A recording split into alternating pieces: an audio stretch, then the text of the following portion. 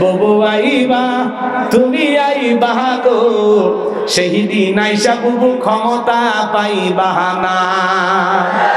খোঁজনাই বুবু কাদের কাকার অবস্থা খারাপ, দরবেশ বাবার হাউন আঙ্কেল এখন সামনে আসে না। নেতা কর্মী সব জেলের ভিতর, আমি আছি ডরের ওপর, কখন জানি আসে গ্রেফতারি পরোয়ানা। বুবু আইবা তুমি আইবা গো, সেই দিন আইসা বুবু চিয়ার পাইবা না। ক্ষমতার চেয়ার থেকে নামা সহজ, কিন্তু এই চেয়ারে ওঠা কঠিন। কথা বলে ঠিক কিনা? আর যুবক যারা আসছো বাবা, নিরাশ হয় না। তোমরাও যুবক, আমিও যুবক, তোমাদের মনের দুঃখটাকে আমি বুঝি। তোমাদের জন্য স্পেশাল কিছু আলোচনা মাথার মেমোরিতে সেভ করা আছে, সময় মতো ডাউনলোড দিয়ে শোনায় দিব।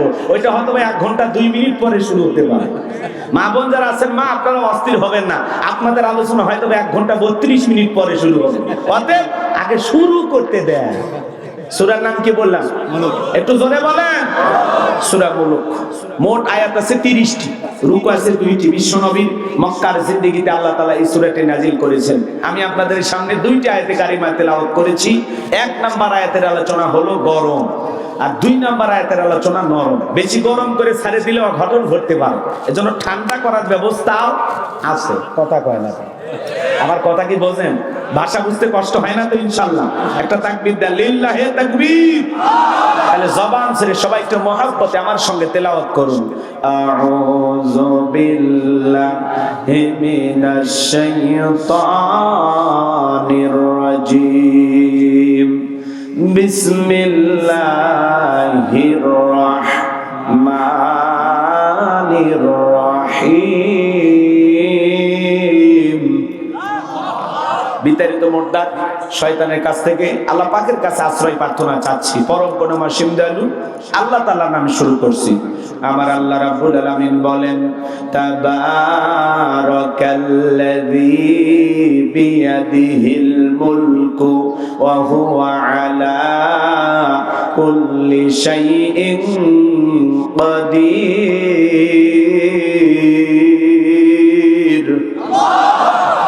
সবাই জবান ছেড়ে বলুন আল্লাহু আকবার। আল্লাহর কোন বান্দা যদি সূরা মুলুক নিয়মিত তিলাওয়াত করতে পারেন, নিয়মিত আমল করতে পারেন, আল্লাহ তাআলা আপনাদের জন্য কবরের সলজবকে সহজ করে দিবেন। বলুন সুবহানাল্লাহ। সূরা মুলুক এমন একটি সূরা, আল্লাহর যে বান্দা নিয়মিত তিলাওয়াত করবে, কঠিন কিয়ামতের ময়দানে এই সূরাটি তিলাওয়াতকারী ব্যক্তির পক্ষে কিয়ামতের ময়দানে আল্লাহ তাআলার দরবারে সুপারিশ করবেন। বলুন সুবহানাল্লাহ। এই সূরাটি আপনার জন্য কি হবে? সুপারিশকারী হয়ে যাবে। তাহলে এই সূরার সাথে আমাদের মহব্বত থাকার দরকার আছে না নাই? মাত্র 30টি আয়াত, যদি পারেন, যাদের জানা আছে, নিয়মিত তিলাওয়াত করবেন ইনশাআল্লাহ। আল্লাহ যেন আমাদের আমল করার তৌফিক দান করেন। জোরে বলুন আমিন। কোরআনের সাথে সম্পর্ক রাখলে দুনিয়াতেও লাভ, আখিরাতেও লাভ। কোরআন এসেছেন আপনাকে আমাকে আলোকিত মানুষ বানানোর জন্য। মিনাজ যুলুমাতি ইলান নূর, অন্ধকার থেকে আলোকিত মানুষ বানানোর জন্য, অন্ধকার থেকে আলো রাস্তা দেখানোর জন্য, সঠিক পথ দেখানোর জন্য। শিরকের অন্ধকার, কুফরের অন্ধকার, বেদাতের অন্ধকার, সমস্ত অন্ধকার থেকে আপনাকে আমাকে আলোর রাস্তা দেখানোর জন্য, আলোর পথ দেখানোর জন্য আল্লাহ তাআলা এই কিতাবটি নাজিল করেছেন। বলুন সুবহানাল্লাহ। এটা শুধুমাত্র গতানুগতিক একটা ধর্মীয় পুস্তক বা কিতাব নয়, এটা হলো আপনার আমার জীবন ব্যবস্থা, পরিপূর্ণ একটা জীবন ব্যবস্থা হিসাবে আল্লাহ তাআলা কোরআনুল কারীম নাজিল করেছেন। বলুন সুবহানাল্লাহ। হুদাল লিল মুত্তাকিন, মুত্তাকি বান্দাদের জন্য পথ প্রদর্শক হিসাবে, গাইডলাইন হিসাবে আল্লাহ তাআলা কোরআনুল কারীমকে নাজিল করেছেন। বলুন সুবহানাল্লাহ। তাহলে কোরআন হলো মুসলমানের সংবিধান। কথা বলেন ঠিক কি না? সেই কোরআনের সাথে সম্পর্ক রাখবো তো ইনশাআল্লাহ। আল্লাহ কবুল করুন। কোরআন পড়বো তো ইনশাআল্লাহ। আল্লাহ কবুল করুন। জোরে বলুন আমিন। সম্মানিত ভাইয়েরা আমার, আমার আল্লাহ রাব্বুল আলামিন বলেন, তাবারাকাল্লাযী বিয়াদিহিল মুলকু ওয়া হুয়া আলা কুল্লি শাইইন কাদির। মহামান্বিত সেই সত্তা যার হাতে সর্বময় কর্তৃত্ব, রাজত্ব পাওয়ার ক্ষমতা, তিনি হলেন সর্ববিষয়ে ক্ষমতাবান। সবকিছুর উপরে ক্ষমতা চলবে কার? আসমানে ক্ষমতা চলবে কার? জমিনে ক্ষমতা চলবে কার? লিল্লাহি মুলকুস সামাওয়াতি ওয়া মা ফিল আরদ। আকাশ আর জমিনের একচ্ছত্র মালিকানা কার? আসমান জমিনের সকল ক্ষমতা একমাত্র মালিক, সকল ক্ষমতার একচ্ছত্র মালিক আল্লাহর চাইতে বড় ক্ষমতাধর কেউ আছে? তাহলে পৃথিবীর সকল ক্ষমতার মালিক আল্লাহ। এর মধ্যে কি ডোনাল্ড ট্রাম্পের ভাগ আছে? ভারতের দাদার ভাগ আছে? সকল ক্ষমতার চাবিকাঠি আল্লাহর কুদরতি হাতে। সে আল্লাহ রাব্বুল আলামিন বলেন, তাবারাকাল্লাযী বিয়াদিহিল মুলকু ওয়া হুয়া আলা কুল্লি শাইইন কাদির। মহামান্বিত সেই সত্তা যার হাতে সর্বময় কর্তৃত্ব, রাজত্ব, বাবার ক্ষমতা। তিনি হলেন সব বিষয়ের উপরে ক্ষমতাবান, তিনি হলেন সব বিষয়ের উপরে শক্তিবান। তাহলে সকল ক্ষমতার একমাত্র মালিকে আসমান আর জমিনে আল্লাহর চাইতে বড় কেউ আছে? ওয়ালাম ইয়াকুল লাহু কুফুয়ান আহাদ। আকাশ আর জমিনে আল্লাহর সমকক্ষ, আল্লাহর সমতুল্য আর কেউ নেই। চিৎকার মেরে বলুন আল্লাহু আকবার। তাহলে সকল ক্ষমতার একমাত্র মালিক। যারা বলে ক্ষমতার উৎস জনগণ, এরা পান দিয়া ফুলাই, কথা কয় না। ক্ষমতার উৎস কে? আল্লাহ। বলেন বলেন বলেন কে? ক্ষমতার উৎস জনগণ না, ক্ষমতার উৎস আল্লাহ। দিল দিয়া কথাগুলো বোঝার চেষ্টা করবেন। আল্লাহ রাব্বুল আলামিন সুন্দর করে জানিয়ে দিলেন রাজত্ব দেওয়ার মালিক কে। আমার আল্লাহ বলেন, কুলিল্লাহুম্মা মালিকাল মুলকি তুতিল মুলকা মান তাশাউ ওয়া তানজিউল মুলকা মিম্মান তাশাউ ওয়া তুইজ্জু মান তাশাউ ওয়া তুযিল্লু মান তাশাউ বিয়াদিকাল খায়র ইন্নাকা আলা কুল্লি শাইইন কাদির। সূরা আলে ইমরানের 26 নম্বর আয়াত আল্লাহ রাব্বুল আলামিন জানিয়ে দিলেন রাজত্ব দেওয়ার মালিক আমি আল্লাহ, ক্ষমতার চেয়ারে বসানোর মালিক কে? জোরে বলেন। আচ্ছা ভয় পাচ্ছেন? আমি বলছি না, একটু অপেক্ষা করেন, সামনে গেলে মজা পাবেন। একটু গোছায় নেন। লিখেছেন তাফসীরুল কোরআন মাহফিল, একটু বোঝার দরকার আছে না নাই? ক্ষমতা দেওয়ার মালিক ক্ষমতার চেয়ারে বসাইলেই যে লোকটাকে সম্মান দেওয়া হলো এমনটা নয়। ক্ষমতার সম্মান দুটো ভিন্ন জিনিস, কথা কয় না? এই পৃথিবীর জমিনে অনেক মানুষকে ক্ষমতার চেয়ারে বসাইয়াও জুতার বাড়ি খাইয়া চেয়ার থেকে বিদায় করছেন কে? নমরুদকে ক্ষমতার চেয়ারে বসাইয়া জুতার বাড়ি খাওয়ায়া বিদায় করছে কে? দেখলেন না শ্রীলঙ্কার দিকে জনগণের উপরে জুলুম করার কারণে জনগণ অতিষ্ঠ হয়ে নেতাকে ভাগ্যে পাইয়া কাপড় খুলে ক্ষমতার চেয়ার থেকে নামাইছে। ভাগ্যিস ভালো সেদিন হাফ প্যান্ট পরা ছিল, কথা কর না কে? এজন্য জুলুম করতে না।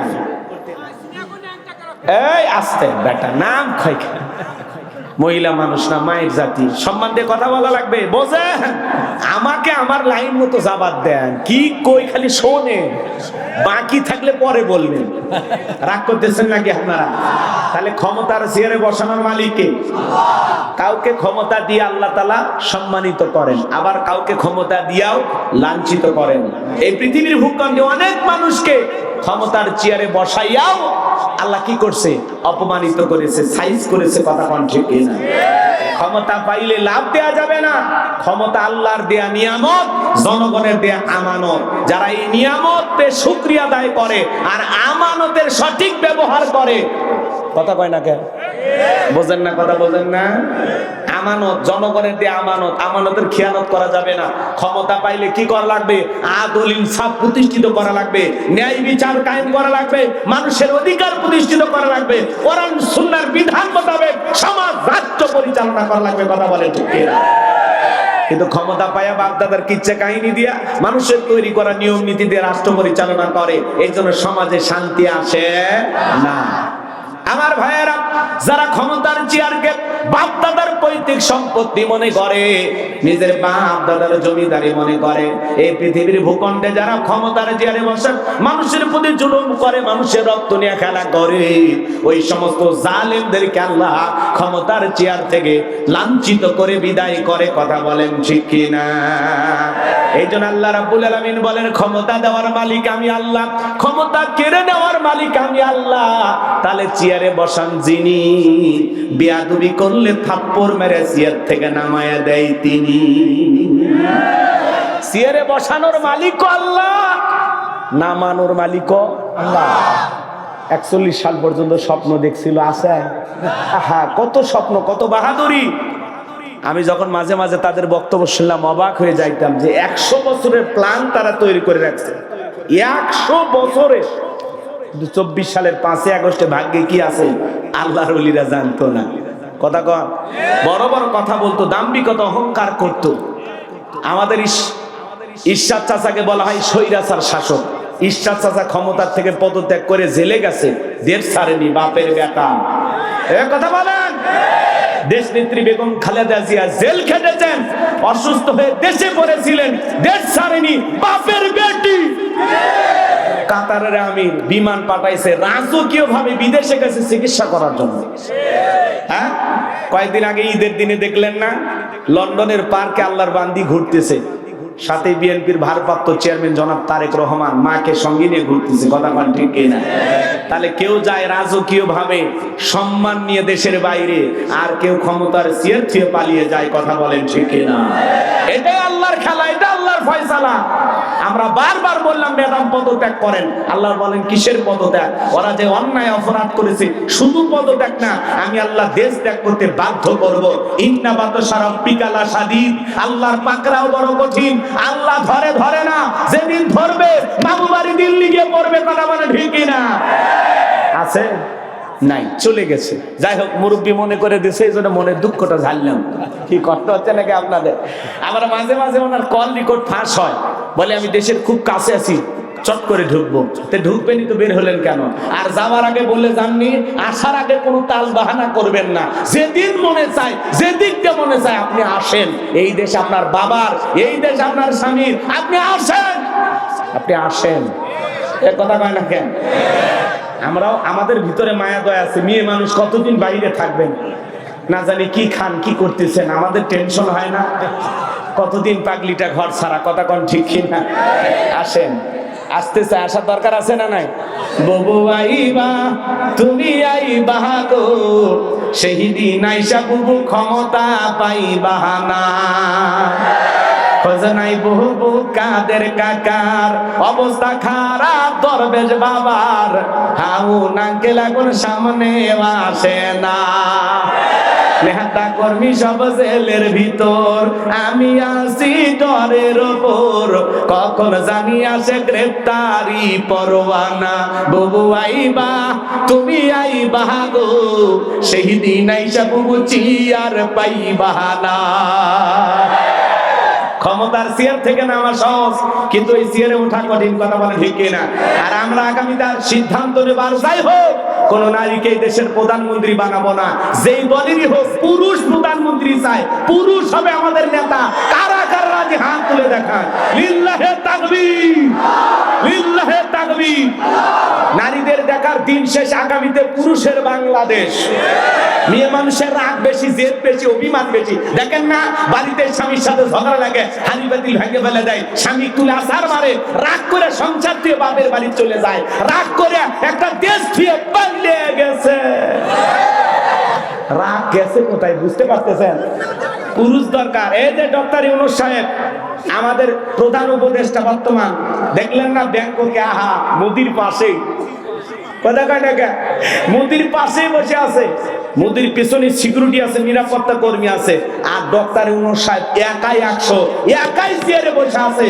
মোদি সাহেব যখন ডক্টর ইউনূস সাহেব ভিতরে প্রবেশ করেছেন, যেখানে তাদের বৈঠক হবে, এই ভরা মজলিসে সমস্ত মানুষ ডক্টর ইউনূসকে সম্মান প্রদর্শন করে নরেন্দ্র মোদী সহ সবাই দাঁড়িয়ে গেছে। আল্লাহু আকবার বলেন। কি মানুষ! নোবেল বিজয়ী ডক্টর ইউনূস, আমরা যখন কিছু প্রশংসা করি অনেকে বলে হুজুর আপনারা তো সুদের ওয়াজ ভুলে গেছেন। হ্যাঁ, ভালোকে ভালো বলতে হবে, কথা বলেন ঠিক কিনা? আমার বাপও যদি সুদ খায় ওইটা হারাম, আমি গোলাম রব্বানি খাইলেও হারাম, ডক্টর ইউনূসও যদি খায় ওইটা হারাম। এই কথা বল না কেন? আমরা কি সুদের ওয়াজ ভুলে গেছি? অবশ্যই ওয়াজ করি, কিন্তু ডক্টর ইউনূস সাহেব বর্তমানে যা করতেছে এটা বাংলাদেশের মানুষের জন্য খুবই কল্যাণকর, কথা বলেন ঠিক কিনা? পুরো পৃথিবীর মানুষ ডক্টর ইউনূসকে সম্মান করে। ব্যাংককে তিনি যখন প্রথম পৌঁছে গেছেন ফুলের মালা দিয়ে তাকে শুভেচ্ছা জানানো হয়েছে। চীন সফরে দেখেছেন লাল গালিচার শুভেচ্ছা দিয়া তাকে গ্রহণ করা হয়েছে, কথা বলেন ঠিক কিনা? কিভাবে সম্মান, পুরো পৃথিবীর সম্মান দিচ্ছে, পুরো পৃথিবী।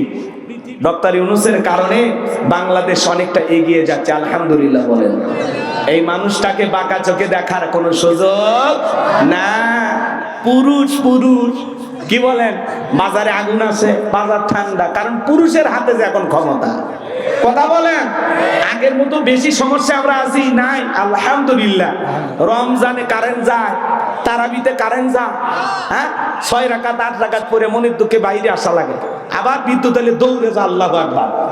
আর এইবার একবারও বিদ্যুৎ যায়নি, কথা বলেন ঠিক কিনা? তারাবিতেও যায়নি, সিয়ারিতেও যায়নি, শান্তি শান্তি শান্তি, আলহামদুলিল্লাহ।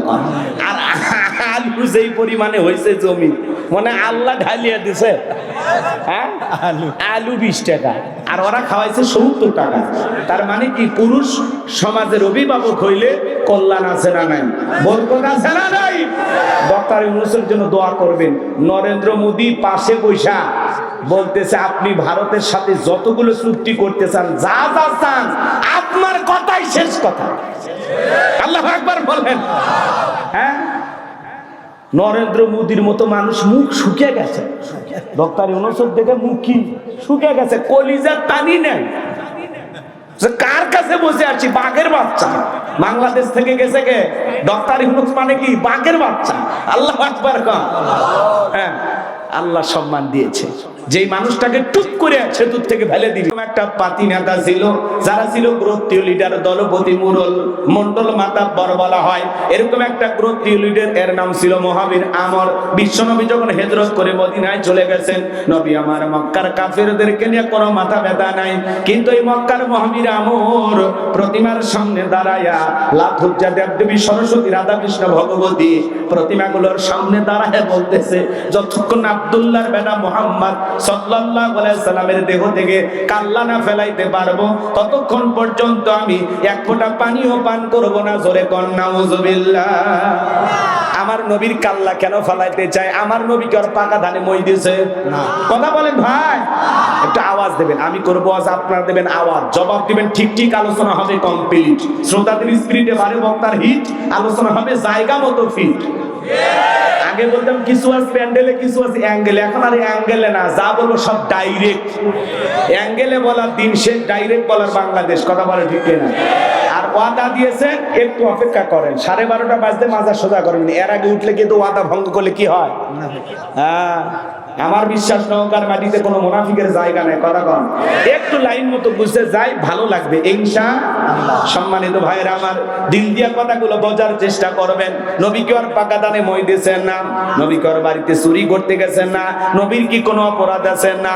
বিশ্ব নবীর কোনো অপরাধ নাই। নবী কালেমার দাওয়াতে ইসলামের প্রচার প্রসার করে, কাফের ভাই এটাই সহ্য করে না। ওরা বলে নবী এক আল্লাহর দাওয়াতে আমরা 33 কোটি দেবতা মানি, তাই শান্তি খুঁজে পাই না। এক আল্লাহকে মানলে সব সমস্যা সমাধান, এটা তারা বিশ্বাস করতে পারত না।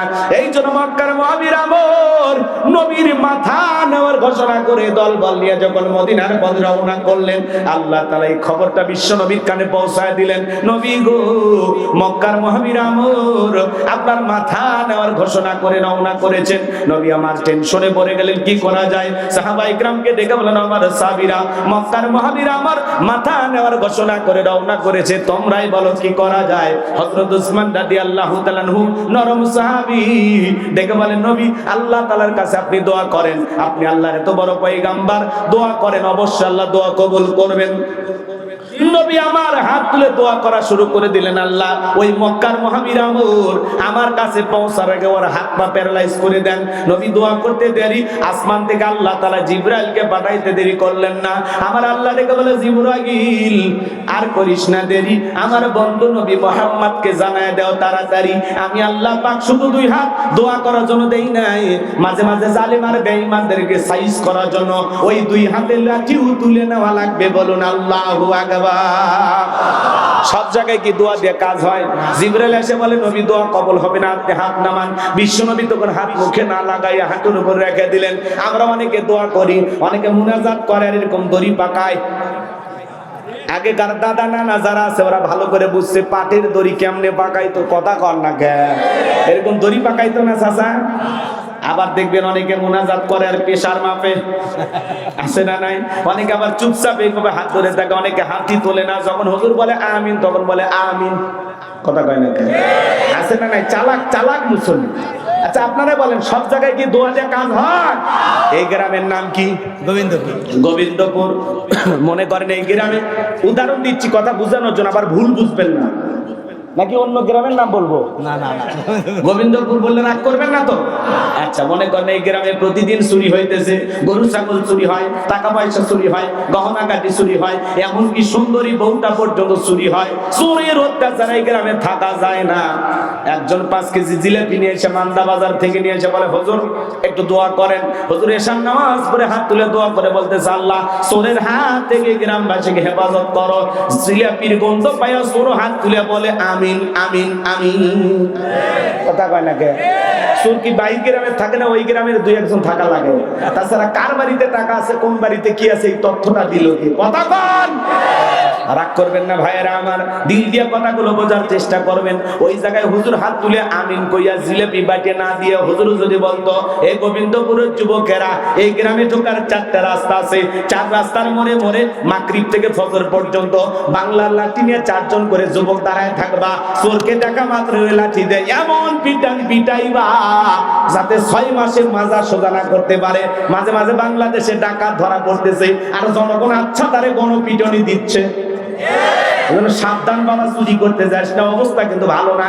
এখন যেহেতু প্রধানমন্ত্রী নাই, পুলিশের ভাইয়েরাও খুব বেশি চুপচাপ আছে, অতএব বাবা চুরি চামারি এখন করিস না। পরে প্রধানমন্ত্রী হলে চুরি করতে চাইছে নাকি? হাইরে সাহস! এই যে কয়েকদিন আগে 8টা না 9টা ডাকাত ধরে কি পিটন দিয়েছে রে ভাই, প্যান্ট ট্যান্ট সব খুলে ফেলে দিয়েছে। খালি ওই জায়গাটা যান একটু দেখা না যায়, খালি ওই জায়গাটা মিচ্ছে না কাপড় রাখছে, আর বাকি সব কাপড় ছিন্ন বিচ্ছিন্ন করে ফেলে দিয়েছে। কথা কান ঠিক কিনা? আর ওর থোপনা মানে যা আছে জিবেল ওর আবার বাড়িচ্ছে না, রক্ত দিয়ে পুরো শরীর মেখে গেছে। মানুষ কিন্তু আইন নিজের হাতে তুলে নেওয়া ঠিক না, কিন্তু চোর ডাকাত দেখলে মাথা ঠিক থাকে না। কেরে চুরি করবো কেরে? এখন দেশে আমরাই সরকার, হ্যাঁ আমরাই নিরাপত্তা দেবো, চুরি করবে চাইছে মাশাআল্লাহ। কথা কন নাকি আপনারা? কারণ চোরের দেখতেছেন না প্রত্যেক দিন মাঝে মাঝে রাস্তাঘাটে বাস ডাকাতি, সিএনজি ডাকাতি, এ হয়েছে সে হয়েছে। এই ডাকাত আলো থেকে আমরা বুঝি না। আগে দল করতো, টাকা কামাইতো, এখন দলও নাই টাকাও নাই, ওরাই চুরি করতেছে। কি করবি, টাকা যে নাই, বুঝি তো আমরা। অতএব বাবা হাত পা যদি রক্ষা করবে চাস, ভালো যদি থাকবে চাস, শরীরে রক্ত যদি না ঝরাবার চাস, চুরি ডাকাতি বন্ধ করে তওবা কর, সিল্লাত যা দোয়া কর।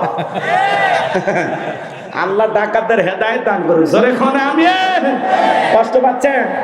রাগ করেন নাকি আপনারা? ভাইয়েরা আমার, মন খারাপ করবেন না। আমি গুনাহগার যে কথা বলতে চাচ্ছিলাম, দিল দিয়ে কথাগুলো বোঝার চেষ্টা করবেন। যদি বাংলাদেশে চুরি দুর্নীতি বন্ধ করতে চান, লাগবে কার আইন? হুজুরের দোয়া দিয়ে কি চুরি বন্ধ হবে? আমি হাত তুলে দোয়া করলাম, আল্লাহ বাংলাদেশের সমস্ত চুরি ডাকাতি বন্ধ করে দাও। জোরে কোন আমিন। কালকে পেপারে দেখবেন সব চুরি বন্ধ হয়েছে। হবে হবে হবে না। এই দেশে যদি চুরি বন্ধ করতে চান, লাগবে কার আইন? আজ থেকে 1500 বছর আগে আল্লাহ আইন দিয়েছেন, ওয়াসারিকু ওয়াসারিকাতু ফাকতউ আইদিয়াহুমা জাযাআম বিমা কাসাবা নাকালাম মিনাল্লাহ।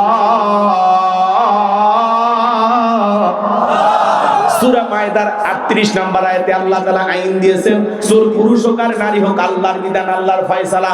অপরাধ যদি প্রমাণিত হয়, চোরের হাত কেটে দাও। একটা চোরের হাত কেটে যদি বাইতুল মোকাররমের সামনে নিয়ে এসে সোশ্যাল মিডিয়ার মাধ্যমে ফলাও করে প্রচার করতে পারতাম যে বাংলার পার্লামেন্টে আইন পাস করা হলো, চুরি করলে হাত কেটে দেওয়া হবে, একটা চোরের হাত কেটে বিচার করেন, বাংলাদেশের সমস্ত চোরেরা তওবা করে আল্লাহর ওলি হয়ে যাবে। কিন্তু কে শোনে কার কথা? আসো গেল না মনের ব্যথা। এখন উচিত কথা যদি কই, পিঠের ওপর দিয়া যাবে মই। এই আনন্দে কিছু লোক কিনে খাবে বগুড়ার স্পেশাল দই। যত দোষ নন্দ ঘোষ, সত্যটা বললে দোষ, করলে অন্যায়ের প্রতিবাদ, নামটা হবে তোমার মৌলবাদ, নামটা হবে তোমার জঙ্গিবাদ। কে আল্লাহর আইন চালু করবে? সরিষাই তো ভূত। নেতা আল্লাহর আইন চালু করবে? ওরে বাবা, এই হাত দিয়ে যে পরিমাণে দুর্নীতি করছে, আমার হাত তো প্রথম কাটা যাবে। কথা কন। তাহলে সৎ মানুষকে সমাজের নেতা বানানোর দরকার আছে না নাই? সামনে গেলে কথা আরো বুঝতে পারবেন। বাজান গো আমার, এই জমিনে আল্লাহর আইন চালু হোক। কারা কারা আছে না একটু হাত তুলে দেখান। লিল্লাহি তাকবীর। আল্লাহর বিধানে শান্তি, আল্লাহর বিধানে মুক্তি। আল্লাহর আইন যতদিন চালু হবে না, লন্ডন আমেরিকার আইন দিয়া, ভারতের পানি পড়া দিয়া 56,000 বর্গ মাইলের 56 ইঞ্চি মাটিতেও কঠিন কানে কোন নেতা শান্তি প্রতিষ্ঠিত করতে পারবে না। এই দেশে চুরি, দুর্নীতি, খুন, টেন্ডারবাজি, ধর্ষণ বন্ধ করতে হলে আল্লাহর আইন চালু করা ছাড়া বিকল্প কোনো পদ্ধতি খোলা নাই। দিল দিয়ে কথাগুলো বোঝার চেষ্টা করবেন। জিবরাইল এসে বলে, নবী দোয়া কবুল হবে না। নবী তখন হাত নামায় ফেললেন। জিবরাইল বলে, নবী আল্লাহ তাআলা বলেছেন দোয়া কবুল হবে না। নবী আমার টেনশনে পড়ে গেলেন, ভাই জিবরাইল কি করা যায়? জিবরাইল বলে, নবী গো, সাহাবায়ে কেরামদের মধ্যে ঘোষণা করেন, আপনার সাহাবীদের মধ্যে এমন কেউ কি আছে যে মক্কার মহাবীর আমরের মোকাবেলা করবে? নবী তখন ডেকে বলেন, আমার সাহাবীরা, তোমাদের মধ্যে এমন কেউ কি আছো যে মক্কার মহাবীর আমরের মোকাবেলা করবা? আল্লাহ দোয়া কবুল করে নাই, সরাসরি মোকাবেলা করতে কেউ কি রাজি আছো? নবীর কোন সাহাবী দাঁড়ায় না, হযরত আলী দাঁড়িয়ে গেলেন। বলুন আল্লাহু আকবার। নবী আমার ডেকে বলে, আলী তুমি ছোট মানুষ না বুঝে কেন দাঁড়াইছো? তুমি কি জানো ওই মক্কার মহাবীর আমর একবেলা খাবার খায় 21 কেজি, 3.5 মণ ওজনের তরবারে যুদ্ধ করে। এত বড় বীরের সামনে তুমি কেমনে যাবে? তুমি বসে পড়ো। দ্বিতীয়বার বললেন, হযরত আলী দাঁড়িয়ে গেছেন। নবী যখন তৃতীয়বার বললেন, ও আমার সাহাবীরা কেউ কি আছো আমরের মোকাবেলা করবা? আবারও হযরত আলী দাঁড়ায় গেছেন। নবী তখন দুইটা হাত বাড়া বলে, আলী রে আলী, আয় আয় আমার বুকের ভিতরে আয়।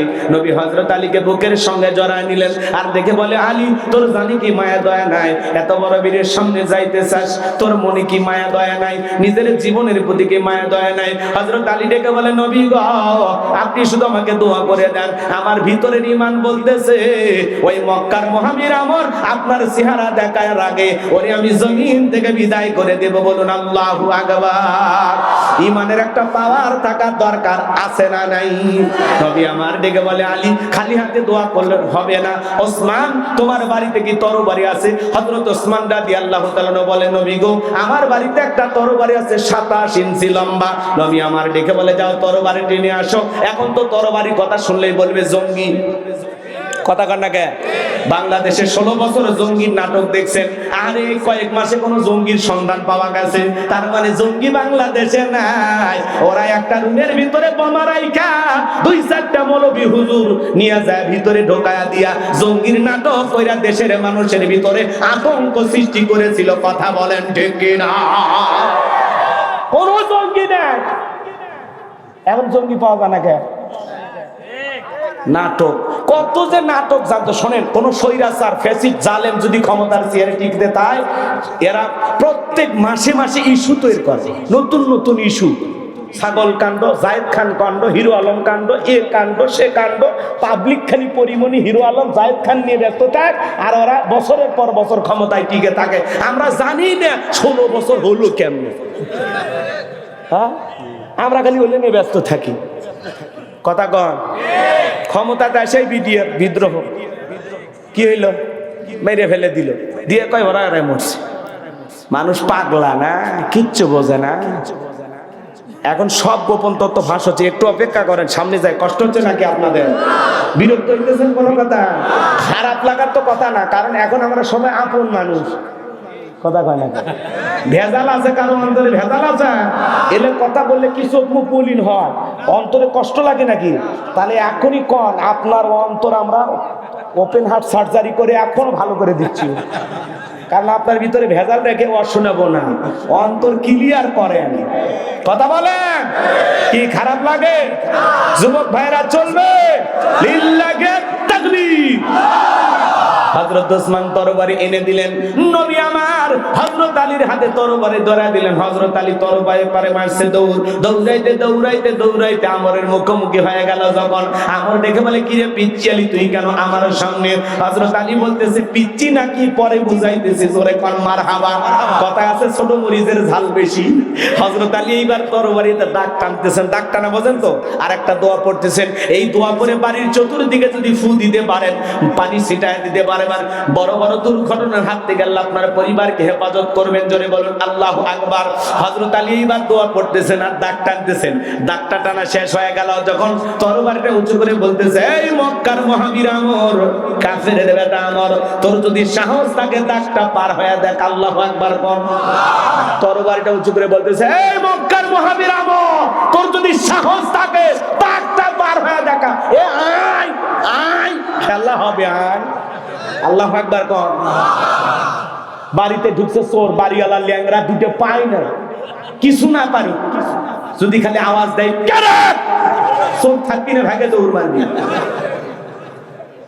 চোরের যদি কাজ হয়, কি বলেন, ওই চোর চুরি করবে গেলে ধরা খাবি কিনা? রাগ করতেছেন আপনারা, বিরক্ত না? এদিক শোনেন ভাইরা আমার, হযরত আলী খালি বলতেছে দাগটা পার হয়ে দেখায়, আয়।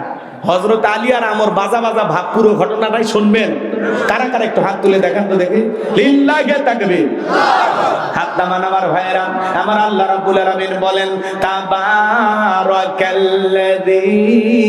বিয়াদিহিল মুলকু ওয়া হুয়া আলা কুল্লি শাইইন কাদির। মহামান্বিত সেই সত্তা যার হাতে সর্বময় কর্তৃত্ব, রাজত্ব পাওয়ার ক্ষমতা, তিনি হলেন সব বিষয়ের উপরে ক্ষমতা বান। আমি যে কথা বলতে চাচ্ছিলাম বাজান, পুরো পৃথিবীর ক্ষমতা আল্লাহ তাআলা চারজন মানুষকে দিয়েছিলেন। এর মধ্যে দুইজন ইমানদার আর দুইজন হলো কাফের। দুইজন ইমানদারের মধ্যে একজনের নাম হলো নবী সুলাইমান। সুবহানাল্লাহ। নবী সুলাইমান আলাইহিস সালামকে আল্লাহ রাব্বুল আলামিন পুরো পৃথিবীর রাজত্ব বাদশাহী দান করেছিলেন। সুন্দর একটা তখ্তের সিংহাসন আল্লাহ তাআলা দিয়েছিলেন। বাতাসকে অর্ডার করা মাত্রই সেই তখ্তের সিংহাসন পয়গম্বরের যেখানে ইচ্ছা করতেন সেখানে ওড়ায় নিয়ে যাইতেন। বলুন সুবহানাল্লাহ। একটু জোরে কোন সুবহানাল্লাহ। এখন জাহাজ গাড়ি হাওয়াই চলেন, ওগো কলেরই বিধান।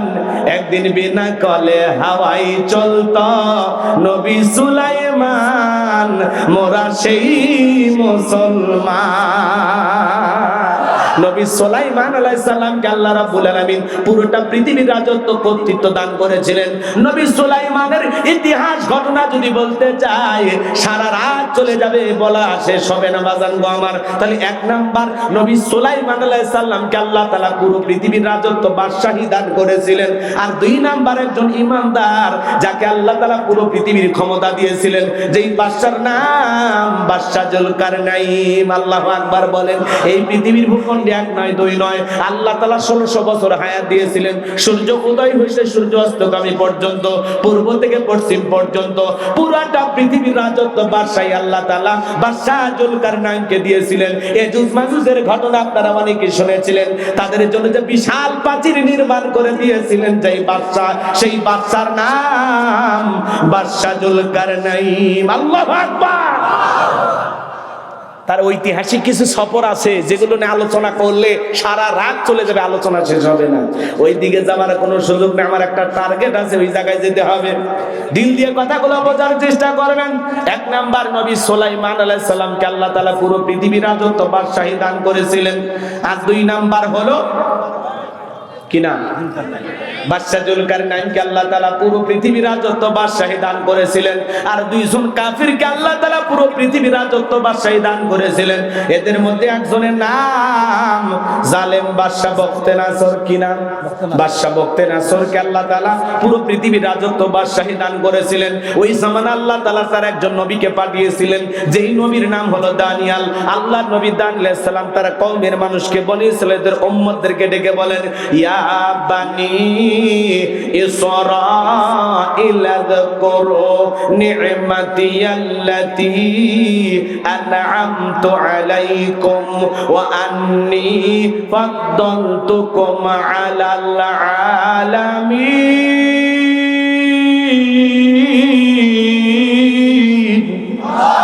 আল্লাহর নবী দানিয়েল আলাইহিস সালাম ডেকে বলেন, ও বনি ইসরাঈল উম্মতেরা, তোমরা দাম্ভিকতা করো না, অহংকার করো না। তোমাদের বাপ দাদা ক্রীতদাস ছিল, গোলাম ছিল, মানুষের বাড়িতে চাকরের কাজ করত। সেখান থেকে আল্লাহ তাআলা তোমাদেরকে মুক্ত জীবন দিয়েছে, স্বাধীন জীবন দিয়েছে। আল্লাহর নিয়ামতের প্রশংসা আদায় করো, আল্লাহর কৃতজ্ঞতা আদায় করো। সকল প্রশংসার মালিক কিন্তু সেই রব, সেই রবের শুকরিয়া আদায় করো। উম্মতের ডেকে বলে, পয়গম্বর, পুরান দিনের গল্প শোনায় লাভ নাই। বাপ দাদা কি করেছিল আমরা জানতে চাই না, আমরা ভালো আছি, আমাদের কোনো টেনশন নাই। আল্লাহর পয়গম্বর ডেকে বলে, ও আমার উম্মতেরা, কোনো সময় আছে গাছের পূজা করো না, মাছের পূজা করো না, চন্দ্রের পূজা করো না, সূর্যের পূজা করো না, এখনো সময় আছে, এক আল্লাহর ইবাদত করো। কিন্তু নবী দানিয়েল আলাইহিস সালামের কথা বনি ইসরাঈল উম্মতেরা শোনে না, তারা ছিল চালাক ঠেটা। চালাক ঠেটা, ঠেটা মানে বোঝে ঘাড় বেঁকা, বেশি বোঝে। এই তো ভালোই তো বুঝছেন আপনারা, মানে বুঝাবেন একটা, ওই এক লাইন বেশি বোঝে। আল্লাহ নবী যদি বলতো আযাব আসবে, কয় আযাব আগে নিয়ে আসেন দেখি, মানে এইরকম চালাক ছিল তারা। কথা কি বুঝতে পারতেছেন? আল্লাহ নবী দানিয়েল আলাইহিস সালাম সকালে দাওয়াত দেয়, বিকালে দাওয়াত দেয়, সন্ধ্যায় দাওয়াত দেয়, কোনো মতেই তারা দাওয়াত গ্রহণ করে না। লম্বা ঘটনা, লম্বা ইতিহাস, সংক্ষিপ্ত করে একটু বলে দিয়া যায় বাজান গো আমার। আল্লাহ নবী দানিয়েলের কথা যখন তারা কোনো মতেই গ্রহণ করলো না, পরিশেষে আল্লাহ নবী দানিয়েল দেখে বলে, ও বনি ইসরাঈল উম্মতেরা শোনো, ও আমার জাতির মানুষেরা, কওমের মানুষের শোনো, কোন মানুষ যদি দাম্ভিকতা করে, অহংকার করে, খোদাদ্রোহী হয়ে যায়, আল্লাহ তাআলা তখন ওই কওমের মানুষের উপরে দুই ধরনের আযাব আর গজব পাঠায়। এক নাম্বার হলো আসমান জমিনের গজব দিয়ে আল্লাহ তাদেরকে ধ্বংস করে দেয়, আর না হয় তাদের ভাগ্যে জালেম শাসক পাঠাইয়া দেয়। জনগণ হবে যেমন, দেশের নেতাও হবে তেমন। এই যে এটা আসল জায়গা, একটু অপেক্ষা করেন। কষ্ট হচ্ছে? ভালো করে বোঝার চেষ্টা করবেন বাজান গো আমার। আল্লাহ তাআলা তখন এই কওমের উপরে জালেম বাদশা বখতেনাসরকে পাঠায়া দিল। বাদশা বখতেনাসর যখন ক্ষমতার চেয়ারে বসে গেল, হাজার হাজার নিরপরাধ মানুষ জেলখানায় বন্দী করতে লাগলো, মানুষের সম্পদগুলো লুটে নিতে লাগলো। শুধু তাই নয়, আল্লাহর নবী দানিয়েল আলাইহিস সালাম সহ তার ৭০,০০০ উম্মতকে জেলখানায় বন্দী করলো। আল্লাহর নবী কোন জায়গায়? জেলখানায়। জোরে বলেন কোন জায়গায়? নবী যদি জেলখানায় যায়, আজকে যারা নায়েবে রাসূলের ভূমিকা পালন করবে, যারা কোরআন সুন্নাহর হক কথা বলবে, মাঝে মাঝে নবীদের সুন্নাত আমল করার জন্য মাঝে মাঝে তাদেরকেও জেলখানায় যাওয়া লাগতে পারে। আর আলেমেরা যদি জেলখানায় যায়, সম্মান কমে না বাড়ে? জোরে বলেন। আলেমদেরকে মানুষ কলিজাতে মহব্বত করে, আলেমদের বিরুদ্ধে নানামুখী ষড়যন্ত্র করে, মিথ্যা অপবাদ দিয়া যুগের পর যুগ জেলখানায় বন্দী করেছিল। বলেন তো বাজান, মুফতি আমির হামজা ভাইকে যারা ৩ বছর জেলখানায় বন্দী করে রেখেছিল, এতে আমির হামজা ভাইয়ের সম্মান কমেছে না বেড়েছে?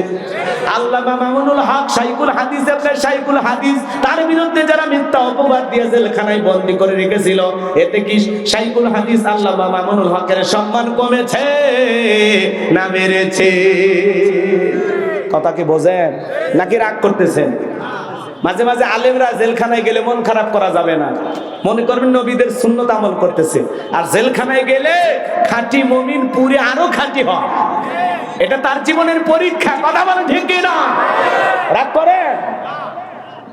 পুরুষের জন্য জেলখানা আপনারা ডায়লগ দেন, তো হুজুর যদি জেলখানায় যায়, চোর বদমাইশ, এরা জেলখানায় গেলে একটা মুরগি চুরি করে জেলখানায় গেছে, ডাকাতের সাথে ধাক্কা গেছে। ডাকাত কয়ে, কি চুরি করছিস? কয়ে, মুরগি। বেটা, মুরগি চুরি করছিস? যাই, মুরগি চোর হয়ে ঢোকে, আর ডাকাতের সৌবত পায়ে ডাকাতি শেখার ট্রেনিং নিয়ে বের হয়। আর ওখানে লেখা, রাখিব নিরাপদ, দেখাবো আলোর পর। কথা কম। আর জেলখানায় এক মহিলা খাবার নিয়ে গেছে, হাত দিছিলেন না, হাড়ের ভিতরে আবার ট্যাবলেট ঢুকে নিয়ে গেছে। মানুষ কি আপডেট হয়ে গেছে। কয়েকদিন আগে দেখলাম এক লোক মাথার আলগা চুল লাগায় না ভাই, চুল কথা কন না কেন, এই চুল লাগাছে আলগা চুল, চাচা এর ভিতরে আবার ট্যাবলেট ঢুকে দিছে। মানুষ কি মানে মানুষের মাথার বুদ্ধি দেখে অবাক হয়ে যাবেন, মানুষের এত বুদ্ধি। হাই রে, মাথার চুলের ভিতরে আবার ট্যাবলেট নিয়ে ঘুরতেছে। আর পুলিশ কেমনে যে টের পায়, এরাও এক জিনিস। হ্যাঁ কে ভাই কি কর, মাথার চুলো দিয়ে আবার ট্যাবলেট, সেই খবরও পুলিশ জানে। কি মনে করেন তাহলে রাগ করতেছেন? রাগ করবেন না ভাইয়ের আমার, মন খারাপ করবেন না। এরকম মাঝে মাঝে দেখবেন লাইয়ের ভিতরে, কুমড়ার ভিতর, তরমুজের ভিতরে আবার ট্যাবলেট। হাই রে মানুষ এত চালাক। কথায় আছে শিয়ানার ওপরও শিয়ানা থাকে, কথা কন ঠিক কিনা? শেরের ওপর শশের আছে না? তো তোমরা 2 নাম্বারই করতে যা যত পদ্ধতি ব্যবহার করবা ওইটা জানা আছে, কথা কন। মহিলা মানুষ যারা এই যে চোরা কারবারি করে, এই 2 নাম্বার আবার ট্যাবলেট এগুলো ব্যবসা করে, এরা আবার দেখবেন এই জায়গায় এমন সিস্টেমে নেয় মনে হয় 6 মাসের গর্ভবতী, পরে দেখে পেটত বাচ্চা না, আছে কি ট্যাবলেট, কথা এরকম আছে না? নাই, রাগ করতেছেন মনে হয়। মন খারাপ করবেন না ভাইয়েরা আমার। এজন্য চোর ডাকাত বদমাই যদি জেলখানায় যায় মানুষ তাদেরকে ঘৃণা করে, কিন্তু আলেমেরা যদি জেলখানায় যায় তাদের সম্মান কমে না বাড়ে। আলেমদেরকে মানুষ কলিজা দিয়ে মহব্বত করে, হেরে যাবে ওদের হিংসা, জিতে যাবে আমাদের ভালোবাসা। ডক্টর মিজানুর রহমান আজারি ভাই 4.5 বছর বাংলাদেশের বাহিরে ওরা রেখেছিল, দেশে আসতে দেয় নাই, দেশের মানুষটাকে দেশে প্রবেশ করতে দেয় নাই। আজকে ডক্টর মিজানুর রহমান আজারি ভাই 4.5 বছর পরে বাংলাদেশে এসে এমন এক ইতিহাস সৃষ্টি করেছেন, লক্ষ লক্ষ মানুষ পঙ্গপালের মতো, পাগলের মতো তার মাহফিলে কোরআনের কথা শোনার জন্য যায়। বীরের বেশে বাংলাদেশে ফিরে এসে কোরআনের কথা বললেন। আর যারা তাকে আসতে বাধা দিয়েছিল তারা চোরের মতো পালিয়ে গেছে। আলেমদের সাথে লাগতে আসবেন না, কথা কর। মন খারাপ করেন নাকি? সামনের দিকে যায় ভাইরা আমার। আল্লাহর নবী দানিয়েল জেলখানায়, কথা মনে আছে না নাই? উম্মতকে ডেকে বলে কি ব্যাপার, কই গেল তোমাদের দাম্ভিকতা, কই গেল অহংকার, কই গেল টাকার বয়রায়, কই গেল ভালো থাকার দিনের বড়ায়? এই দিনের ভয় তো আমি তোমাদেরকে দেখাইতেছিলাম। উম্মতরা ডেকে বলে পয়গাম্বার যা করেছি ভুল করেছি, এখন থেকে আর ভুল করব না, আজ থেকে আপনি যা বলবেন আমরা তাই শুনবো। উম্মতরা ডেকে বলে পয়গাম্বার আর গাছের পূজা মাছের পূজা করব না, চন্দ্রের পূজা করব না, এখন থেকে একমাত্র আল্লাহর ইবাদত করব, আপনি যা বলবেন আমরা তাই শুনবো। নবী দানিয়েল ডেকে বলে শোনো, সত্যি যদি তোমরা পরিবর্তন হতে চাও, রাত 12টার পরে আমি যখন আল্লাহ বলে ডাক দেব, আমার সঙ্গে তোমরা সবাই ঘুম থেকে জাগ্রত হয়ে আল্লাহ বলে ডাক দিবা। একমাত্র আল্লাহ তাআলাই পারেন আমাদেরকে জালেমের জেলখানা থেকে মুক্ত করার জন্য। এজন্য তওবা করতে হবে আল্লাহ তাআলার কাছে।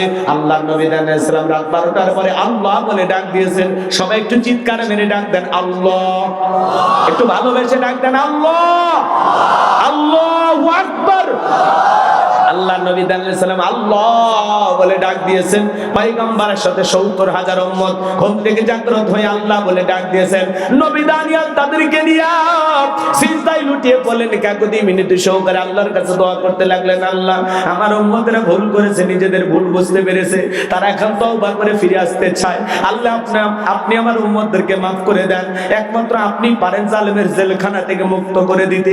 নবী দানিয়েল যখন উম্মতদেরকে নিয়ে চোখের পানি ছেড়ে দিয়ে কাকুতি মিনতি সহকারে আল্লাহর কাছে দোয়া করেন, আমার আল্লাহ ডেকে বলে পয়গম্বর আর কান্না করতে হবে না, সিজদা থেকে মাথা উঠাও, আমি আল্লাহ তাআলা ওয়াসিরে জালেমের জেলখানা থেকে মুক্ত করার ব্যবস্থা করে দেব। বলুন সুবহানাল্লাহ।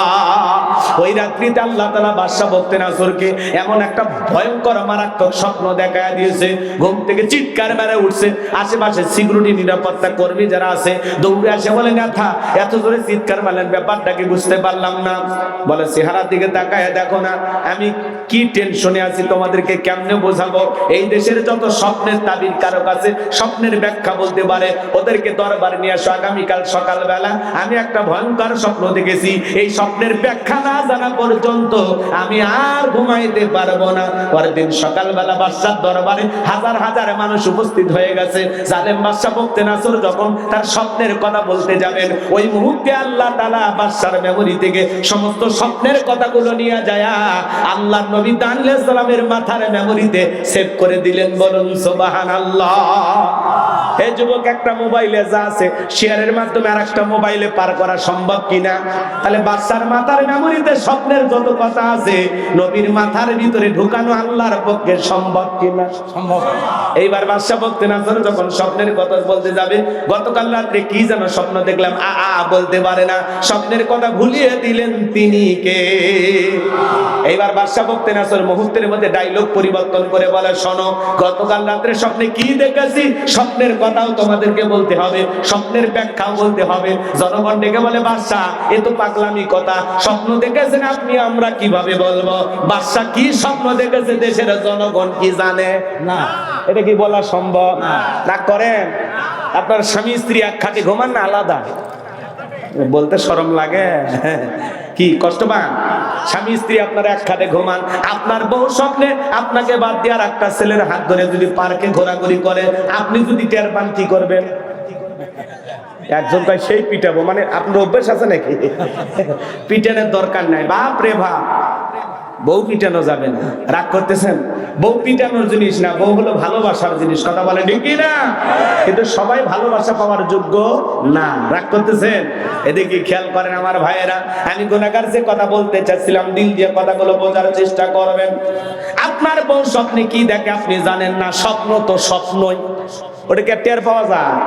আবার আপনি স্বপ্নে আপনার বউকে বাদ দিয়ে আরেকটা মেয়ের হাত ধরে, সাবিনা পার্ক না কি নামছে, হ্যাঁ ওই পার্কে যা ঘুরতেছেন রাজশাহীতে, আপনার বউ যদি টের পাইতো, গোদাগাড়ি রাজশাহীতে কি পার্ক হয়েছে না, সকিনা পার্ক না সাবিনা পার্ক, তো ওই জায়গায় যে আরেকটা মেয়ে কেনে ঘুরতেছেন, আপনার বউ যদি টের পাইতো কি করতো?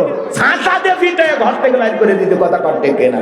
স্বামী কি স্বপ্ন দেখে বউ জানে না, বউ কি স্বপ্নে দেখে স্বামী জানে না? স্বপ্ন তো স্বপ্নই। যুবকেরাও কিন্তু স্বপ্ন দেখে, কথা কয় না? অবিবাহিত যুবক ঘরের দেয়ালে দেখবেন খালি নায়িকাদের ছবি, টলিউড হলিউড বলিউড যা আছে সব নায়িকাদের ছবি দিয়ে সাজানো আছে। ঘুমানোর আগে নায়িকাদের চেহারার দিকে তাকায় আর বলে, হারি এরকম একটা বউ যদি পাইতাম জীবনটা ধন্য হয়ে যেত। ঘুমের ঘরে দেখে নায়িকার বুকের উপর। কথা কোন ঠিক কিনা? যুবক আছে না? এখনকার যুবকেরা হলো স্মার্ট, বাপ রে বাপ। আগে চিঠি লিখতো মানুষ, প্রেম করতো, ভয় পাইতো, এই চিঠি মায়ের হাতে পড়ে না নির হাতে না মেয়েটার হাতে, ভয় পাইতো। আর এখন ডাইরেক্ট খালি SMS চলতেছে, সারা রাত জায়গায় জায়গা। কথা কম? এখনকার যুবকের আপডেট হয়ে গেছে। কলেজে পড়তে গেছে, বান্ধবীর চেহারাটা মলিন হয়ে গেছে, বলে তোমার চেহারা মলিন দেখলে ভালো লাগে না, তুমি দাঁড়াও আমি একটা কচি ডাব নিয়ে আসি। ডাবের দোকানদার যায়, বলে হ্যাঁ একটা ডাব দেন।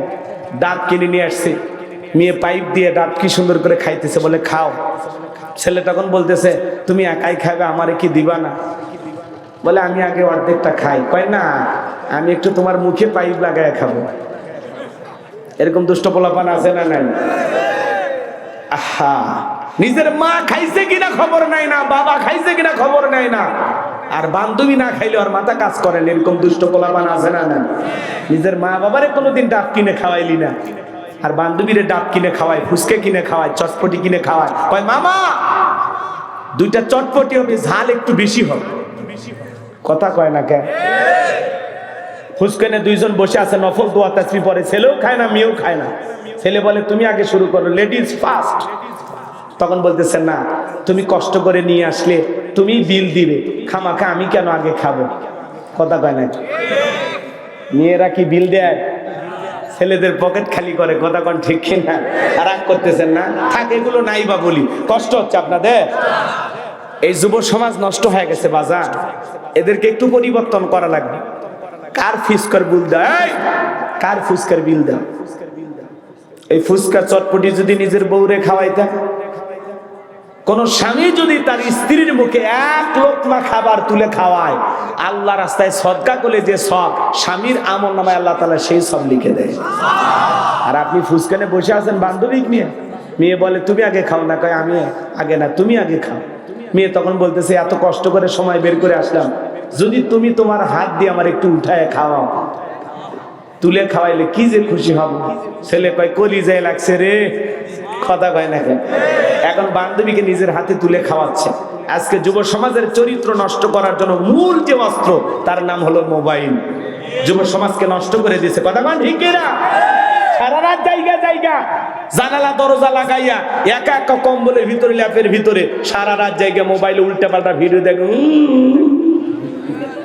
মা বাবা যখন দরজায় নক করে, এই রুবেল এই ভিতরে কি হয় রে, তখন বলে বাংলাদেশের স্বাধীনতার যুদ্ধ হয়েছে 1971 সালে, বর্তমানে ডক্টর ইউনূস ব্যাংককে সফরে আছে। মানে বই পড়ার ভান করে, পত্রিকা পড়ার ভান করে, কথা কন ঠিক না? পিতা মাতা চলে যায়, আবারও মোবাইলে কথা কন। দেশে মোবাইল আইছে, চিঠি বন্ধ হইয়াছে, দিওয়ানা বানাইছে, পোলা মাইয়ার মনের কথা ভাসে বাতাসে। ও দেখো পোলা পানের মন বাদা ফেসবুকে এখন, মোবাইলে চ্যাটিং কইরা কাটায় সারাক্ষণ। এই মোবাইল পাইয়া দেখো মদনের মাইয়া, এই মোবাইল পাইয়া দেখো মদনের মাইয়া কি কাণ্ড ঘটাইছে। স্বামী সংসার রাইখা নাকি পলাইয়া গেছে, সে যে স্বামী সংসার রাইখা নাকি পালাইয়া গেছে। 2 বাচ্চার মা, 4 বাচ্চার মা পরকীয়া প্রেম করে আরেকটা ছেলের হাত ধরে পালিয়ে যায়। যে নারী স্বামী রেখে সন্তান রেখে আরেকটা পরপুরুষের হাত ধরে পালিয়ে যায়, ওটা নারী না, ওটা পাষাণী ডাইনি, বিশ্বাসঘাতক নারী। কেমনে পারলা মা, কেমনে পারলা বোন, স্বামী রেখে সন্তান রেখে আরেকটা ছেলের হাত ধরতে কেমনে পারো? কথা কন না কে? স্বামী রাইখা সন্তান রাইখা আরেকটা পর পুরুষের হাত ধরে, এরকম আছে না নাই? এই পরকীয়ার অভিশাপে হাজারো পরিবার ধ্বংস হয়ে যাচ্ছে। কথা বলেন না কেন? যুবকদের দোষ নাই, কথা কন। এই ছেলে, এই তোমাদেরকে বলছি, তোমার স্ত্রীর সাথে যদি কেউ পরকীয়া প্রেম করে মাইনে নেবা? অনেকে কথা বলে না, ভালোবাসা মানে ভাগাভাগি করবেন, একটু কথা বলেন। কি খারাপ লাগে? বাস্তবতা একটু তুলে ধরা দরকার আছে না নাই? তোমার স্ত্রীর সাথে পরকীয়া প্রেম করলে মানবা না, তোমার মা বোনের সাথে যদি কেউ পরকীয়া প্রেম করে মানবা না। তুমি যেই নারীর সাথে পরকীয়া প্রেম করো, ওই নারীও কারো না কারো স্ত্রী, কারো না কারো মা, কারো না কারো মেয়ে। একটু কি বিবেকে বাধা দেয় না? কত স্বামী পরিত্যক্তা নারী আছে, কত বিধবা নারী আছে, 2-3টা বাচ্চার মা, যা বিয়ে কর। কথা কয় না কেন?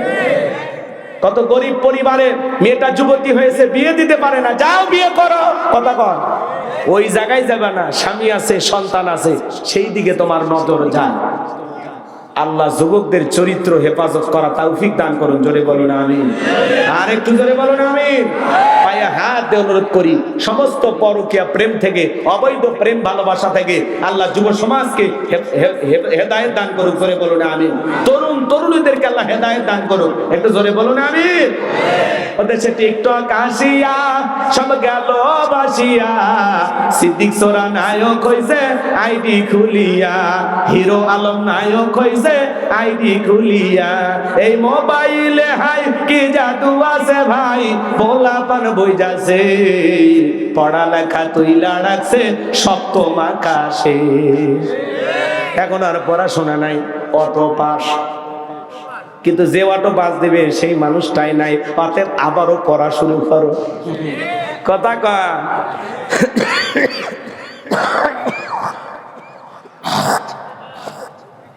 যিনি তোমাদেরকে অটো পাস করায় দিবে তিনি তো নাই, অতএব ভালো হয়ে যাও। আল্লাহ যুবকদের হেদায়েত দান করো। কোন কোন যুবক আছো বিয়ের আগে কোনো অবৈধ প্রেম ভালোবাসা করবা না, মা বাবার পছন্দের মেয়েকে বিবাহ করবা? হাত তুলে দেখো।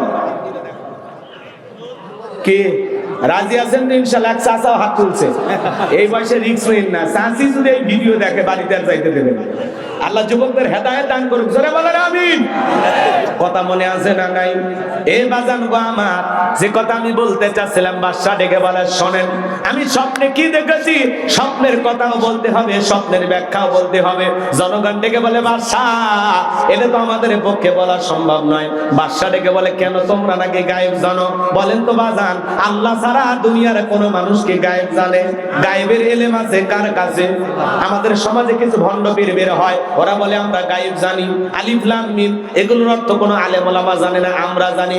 যেই পীর সাহেব বলবে আমি গায়েব জানি, ওরে নিয়ে যাবেন অন্ধকার রুমের ভিতরে, আচ্ছা তারা পিটাবেন, পিটায় বলবেন গায়েবী মার দিলাম, কারো কাছে বলবি না, বললে ধ্বংস হয়ে যাবি।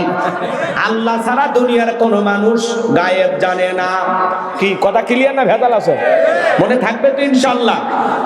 আমার ভাইয়েরা, দিল দিয়ে কথাগুলো বোঝার চেষ্টা করেন। এইবার বাদশা বলতে না চলো ডেকে বলে, আমি তোমাদের 7 দিনের আলটিমেটাম দিলাম, এই 7 দিনের মধ্যে আমি স্বপ্নে কি দেখেছি, স্বপ্নের ব্যাখ্যাও বলতে হবে এবং স্বপ্নের কথাও তোমাদেরকে বলতে হবে।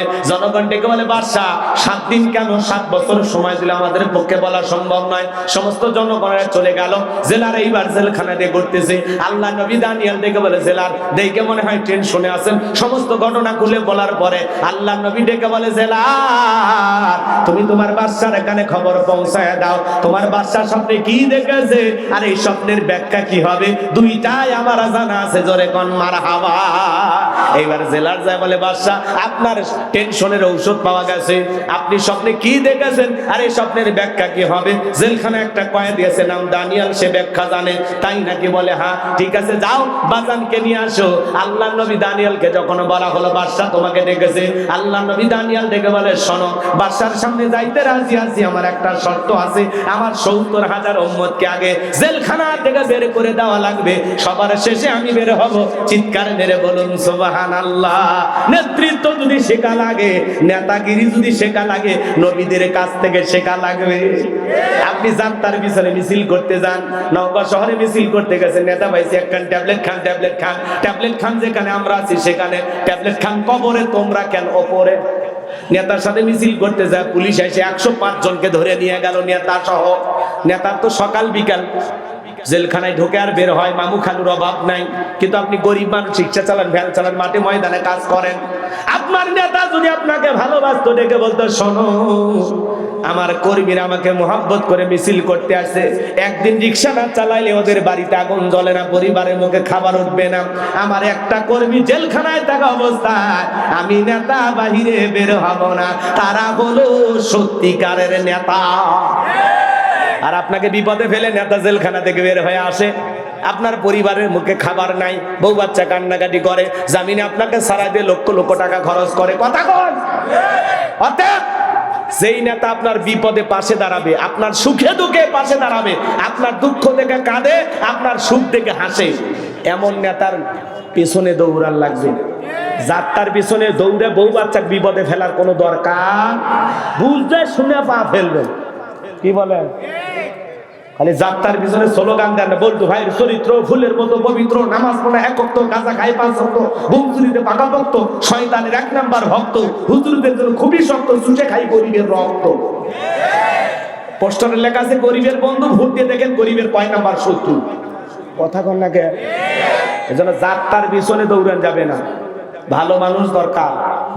কথা কন? সৎ যোগ্য নামাজি আল্লাহওয়ালাদেরকে দরকার। কথা বলেন। কথা যার মনে থাকে অল্পতে বুঝে নেবেন, বেশি গভীরে না যাওয়াই ভালো। আমার ভাইয়েরা, দিল দিয়ে কথাগুলো বোঝার চেষ্টা করবেন। আমি গুনাহগার যে কথা বলতে চাচ্ছিলাম, এইবার জেলার আইসা বলতেছে বাদশা যে আপনার স্বপ্নের ব্যাখ্যা জানে, তার একটা শর্ত আছে, তার 70,000 লোক জেলখানা আছে, তাদেরকে ছেড়ে দেওয়া লাগবে। এইবার বাদশা ডেকে বলে জেলা, ওই যুবক, ওই ছেলেটা যদি বলে এই জেলখানা কেন, তামাম পৃথিবীর জেলখানার আসামি ছেড়ে দিতে রাজি, বাজান যা বলে তুমি তাই করো, জোরে কোন মারহাবা।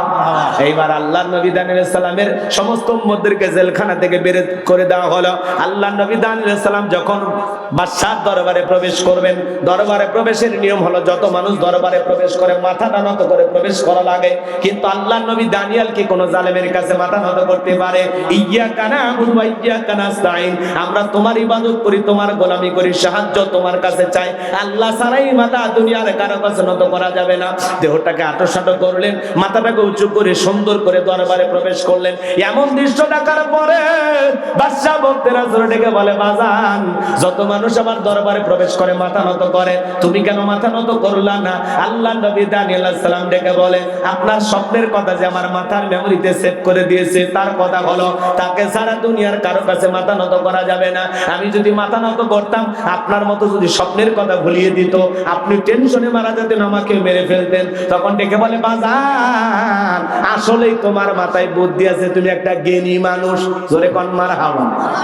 কথাগুলো বোঝার চেষ্টা করবেন। এইবার বাদশা বক্তে নাসর নিজের চেয়ার থেকে উঠলেন আর আল্লাহর নবী দানিয়েল সালামকে চেয়ারে বসায়া দিলেন। তাহলে জেলখানা থেকে বের করে চেয়ারে বসায়া দেন, তিনি কে? সে আল্লাহ আজও আছে না নাই? বয়সটা মনে একটু বেড়ে গেছে, একটু জোরে কর না, নাউজুবিল্লাহ। রাগ করেন?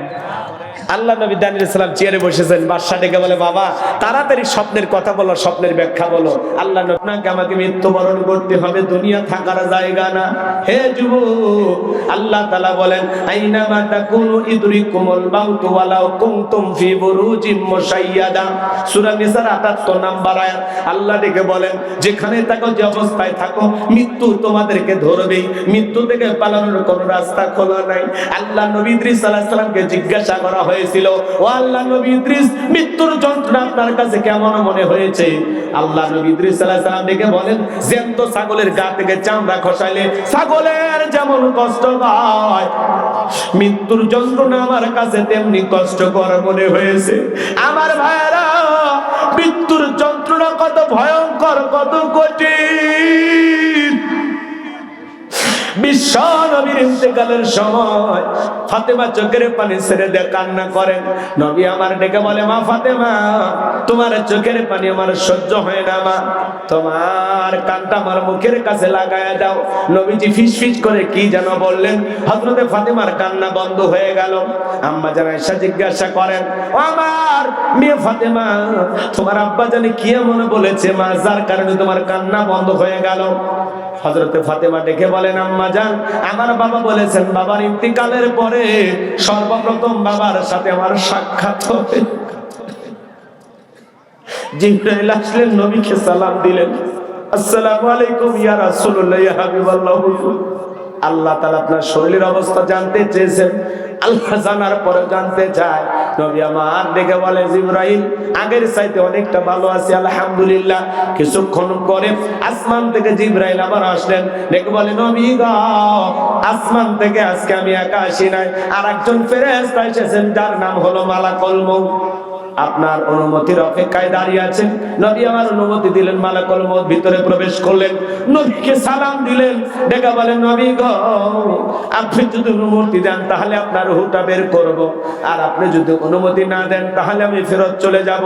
আমার আল্লাহ ডেকে বলেছেন, যতদিন আমার বন্ধুর মনে চাই ততদিন আমার বন্ধু দুনিয়ার জমিনে থাকবে। ও নবী, আপনি যদি অনুমতি দেন তাহলে আপনার রূহটা আমি বের করব। বিশ্ব নবী ডেকে বলে, মালাকুল মউত আর কি কোনোদিন আসবা না? বলে, আবারও আসবো, যেদিন আল্লাহ তাআলা আমাকে পাঠাবেন। নবী আমার ডেকে বলে, মালাকুল মউত আর আসতে হবে না, তুমি তোমার দায়িত্ব পালন করতে পারো। এইবার নবীর রূহটা বের করার জন্য যখন মালাকুল মউত বুকের উপরে দুইটা হাত রেখে দিয়েছে, নবী আমার ডেকে বলে, মালাকুল মউত রে, আর সহ্য করতে পারি না, তাড়াতাড়ি আমার বুকের উপর থেকে হাতটা সরায়া দাও। নবী চোখের পানি ছেড়ে দিয়ে কান্না করেন, আর থেকে বলেন, এই যদি হয় মৃত্যুর যন্ত্রণা, আমার উম্মতেরা সহ্য করতে পারবে না। মালাকুল মউত ডেকে বলে, নবী বিশ্বাস করেন, এই পৃথিবীর সবচাইতে কম কষ্ট দিয়া আপনার রূহটা আমি বের করার চেষ্টা করতেছি।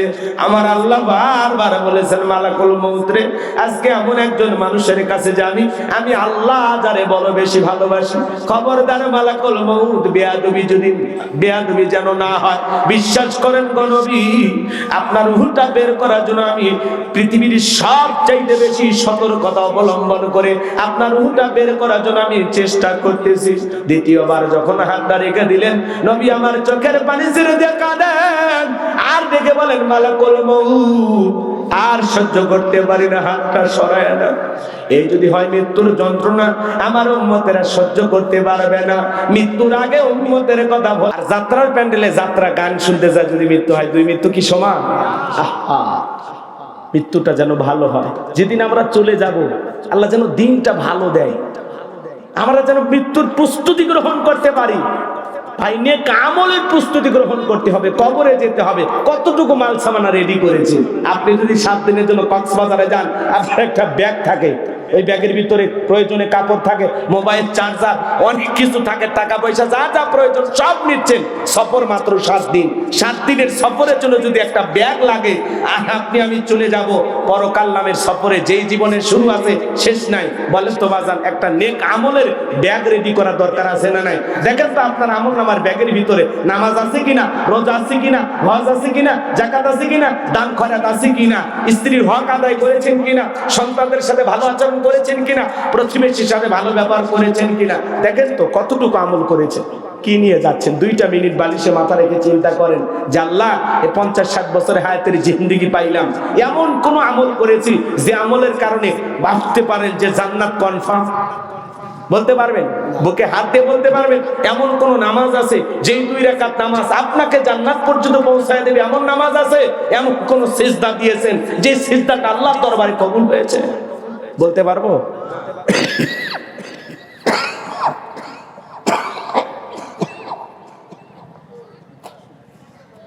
আমার ভাইয়েরা, এই জন্য বলতে চাই, আসুন না, আজকে কি বার? কথা কনে, আজকে বার শুক্রবার। আজকে যখন আমরা বাড়িতে চলে যাব, ফজরের নামাজের সময় আমাদের ঘুম ভাঙবে, এমনও সময় হতে পারে আজকের মাহফিলের কোন শ্রোতা ফজরের নামাজের সময় মসজিদের মাইকে এলান হবে, এই গ্রামের অমুক ব্যক্তি মারা গেছে, ইন্না লিল্লাহি ওয়া ইন্না ইলাইহি রাজিউন। গত বছর এই মাহফিলের শ্রোতা ছিল, আজকে কবরে শুয়ে আছে। কথা বলেন না কেন? এটাই তো জীবন। দুনিয়া থাকতে দেবে না, স্বার্থের দুনিয়া কেউ কাউকে জায়গা দেবে না। দুনিয়াতে থাকার কোনো সুযোগ নাই, সবাইকে যেতে হবে। আপনি যেদিন মৃত্যুবরণ করবেন, ওই দিনও আপনার লাশটা রেখে মানুষ খাওয়া দাওয়া করবে। আপনি যেদিন মারা যাবেন, ওই দিন আপনার স্ত্রী খাবার খাবে, আপনার সন্তান খাবার খাবে। পাশের প্রতিবেশীরা রান্না করে নিয়ে এসে বলবে, তোমার মা মারা গেছে, তোমার বাবা মারা গেছে, তুমি তো না খায় আসো। বাবা, আমি একটু রান্না করে নিয়ে আসছি, একটু খাও। চাচা নিয়ে আসবে রান্না করে, বড়প্পা নিয়ে আসবে রান্না করে, খালা নিয়ে আসবে রান্না করে। আরে ভাই, যেদিন মারা গেছে ওই দিনও কয়েক দল মানুষ আপনার মুখে খাবার তুলে দেওয়ার জন্য খাবার নিয়ে আসবে। আগে যা খান তার চাইতে বেশি খাইতে পারবেন। এই তো জীবন। কথা বলেন না কেন? কি মনে করেন আপনার মৃত্যুর 7 দিন পার না হতে আপনার সন্তানের মুখে হাসি ফুটবে আর আপনার কথা চিন্তা করবে না? আপনার মৃত্যুর 7 দিন পার না হতে আপনার স্ত্রী ছোট লিপস্টিক লাগায় ঘুরবে। কথা বলেন না কেন? কি মনে করেন আপনার জন্য পুরো দুনিয়াটা থেমে থাকবে? ভুল ভাবতেছেন, ভুল। আপনি মারা গেলেও সব আপন গতিতে চলবে, আপনার জন্য দুনিয়ার কোনো কিছু থেমে থাকবে না, কোনো কিছু থেমে থাকবে না। কথা বলে ঠিক কিনা? আমরা বেশি প্রাধান্য দিতে গিয়ে আমরা আখিরাতকে দূরে ঠেলে দিয়েছি। আসুন না আখিরাতকে কাছে টানি, দুনিয়াকে দূরে ঠেলে দিই। আল্লাহ পাক আমাদের সবাইকে নেক আমলের প্রস্তুতি গ্রহণ করার তৌফিক দান করুন। একটু চিল্লায় বলুন আমিন। তাহলে আল্লাহ বলেন, লিয়াবলুয়াকুম আইয়ুকুম আহসানু আমালা। আমি আল্লাহ পরীক্ষা করে দেখব কার আমল কত বেশি উত্তম। যার আমল ভালো তার আখিরাত ভালো, যার আমল খারাপ তার আখিরাতটা হয়ে যাবে বরবাদ। কথা বলেন ঠিক কি না? এই জন্য নেক আমলের প্রস্তুতি গ্রহণ করতে হবে। বিশ্বনবী বলেন ক্বালা রাসূলুল্লাহ সাল্লাল্লাহু আলাইহি সাল্লাম ইন্নামাল কুবুরু রাউদাতুম মিন রিয়াদিল জান্নাহ আও হুফরাতুম মিন হুফারিন নার।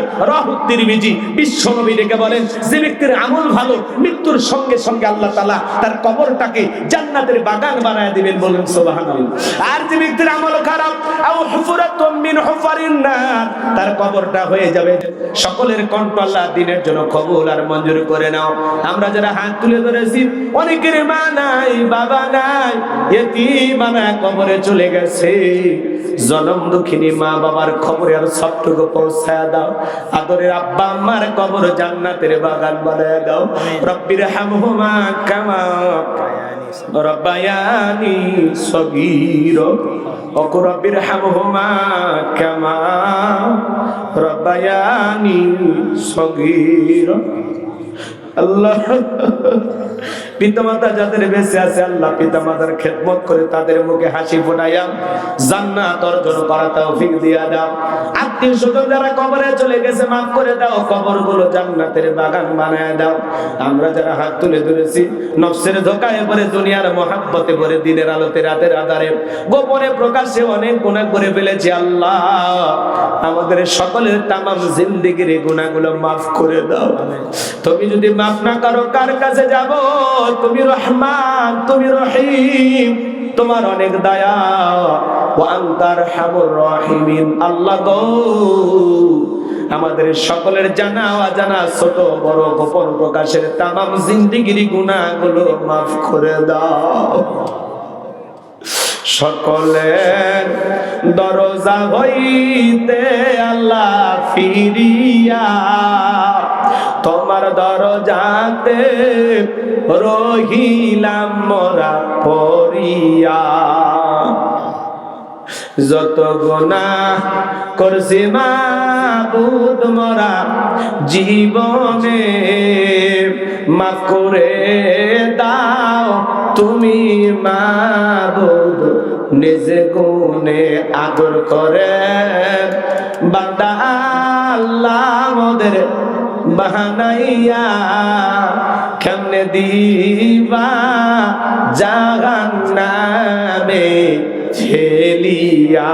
এ জীবনে না করিলাম বন্দেগি, গুনাহ করে কাটাইলাম জিন্দেগি। তওবা করে আবার তওবা ভাঙ্গিলাম, অবশেষে খাঁটি তওবা করিলাম।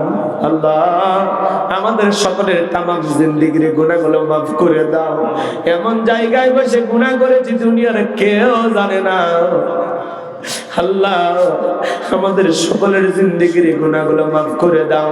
ওই কঠিন ভয়ঙ্কর জাহান্নামের আগুন থেকে মুক্তি দাও। আল্লাহ সূর্যের তাপে অস্থির হয়ে যায়, কেমনে সহ্য করব পাতলা চামড়ার শরীর, জাহান্নামের আগুন ক্ষমতা নাই, মাফ করে দাও।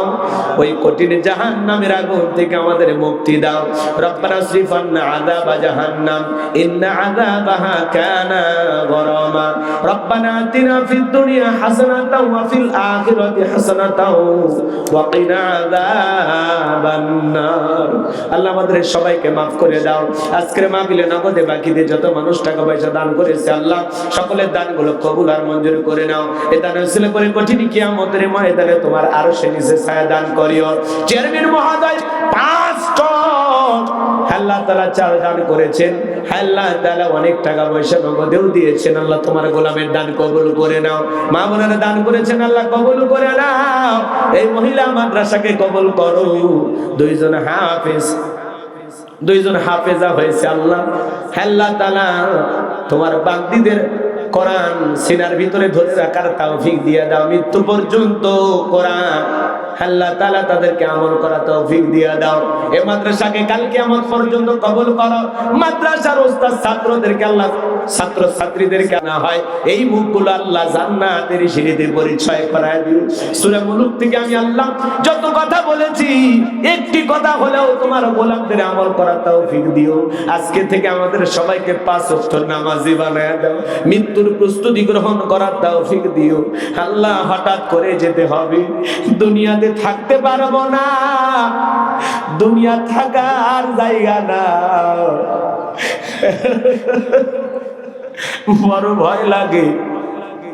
সকালে মৃত্যু হবে না সন্ধ্যায় মৃত্যু হবে জানি না, কোন বাচ্চারের বাস রেডি হয়ে আছে জানি না, কোন দোকানে কাপড়টা পৌঁছে গেছে জানি না গো মালিক। যেই মাসে মরণ দিবা মাসটা যেন রমজান মাস হয়, যেই দিনে মরণ দিবার দিনটা যেন জুমার দিন হয়। নামাজের সিজদারত অবস্থায় মৃত্যু দিও, কোরআন পড়তে পড়তে মৃত্যু দিও, ইসলামকে প্রতিষ্ঠিত করার জন্য রাজপথে জীবনটা বিলানোর তৌফিক দিও। তামাম পৃথিবীর মুসলিম উম্মাহকে হেফাজত করো, ফিলিস্তিনের মুসলমানদেরকে বিজয় দাও, বাংলাদেশের মসজিদ মাদ্রাসা কবুল করো, হক্কানি উলামা ইকরামদের কবুল করো, এই জমিনকে কোরআন আর ইসলামের জন্য কবুল করো। একটা বার দেখতে চাই কোরআনটা দেশটা চললে কেমন দেখা যায়।